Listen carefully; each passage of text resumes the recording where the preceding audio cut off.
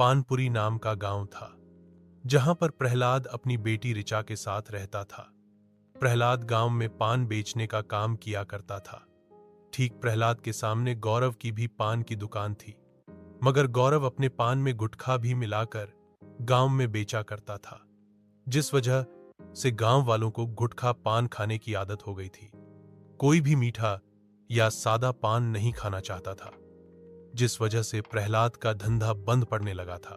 प्रहलाद जाकर गौरव से बात भी करता है। गौरव, जो तुम कर रहे हो गलत है। पैसे कमाने के लिए तुम गुटखे का पान भी बेच रहे हो। मैं किसी के साथ जबरदस्ती थोड़ी ना कर रहा हूं। सब खा रहे हैं तो मैं बेच रहा हूं, और मैं वो सब बेचूंगा जिसमें मेरा फायदा होगा। प्रहलाद वहां से चला जाता है।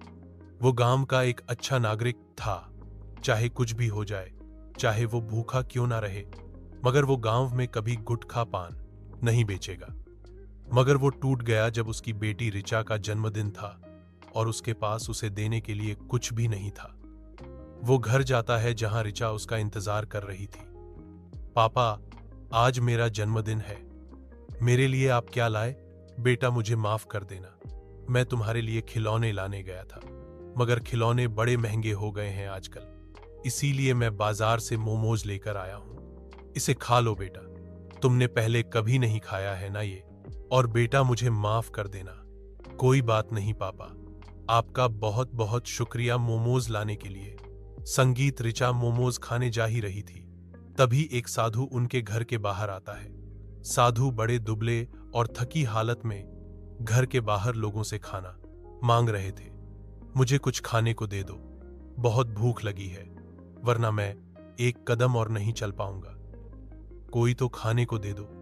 प्रहलाद घर के बाहर आता है और साधु से कहता है, साधु जी, आप मेरे घर आ जाइए, मैं आपको पानी पिलाता हूं। साधु पानी पीने के लिए प्रहलाद के घर जाते हैं।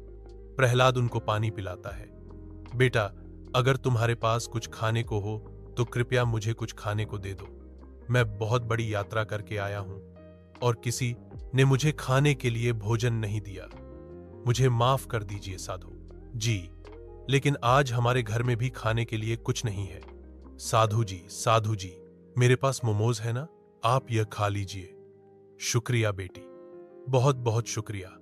साधु मोमोज खाते हैं और खाने के बाद उनके अंदर ताकत आ जाती है और वो प्रहलाद से कहते हैं, प्रहलाद, तुमने और तुम्हारी प्यारी बच्ची ने आज मेरी बहुत मदद की है, इसीलिए इसके बदले मैं तुम्हें कुछ देना चाहता हूं।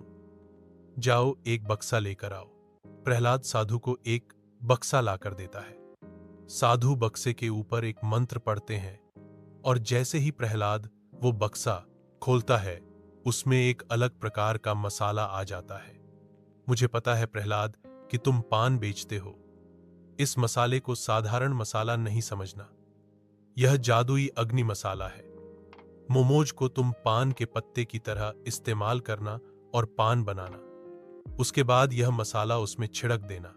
उस पान में ऐसी आग लगेगी जिसे खाकर इंसान के अंदर के दुख और तकलीफ जल जाएंगे।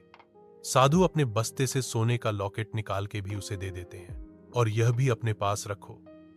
जब भी तुम यह अनोखा पान बनाओगे, इसे अपने गले में पहन कर रखना।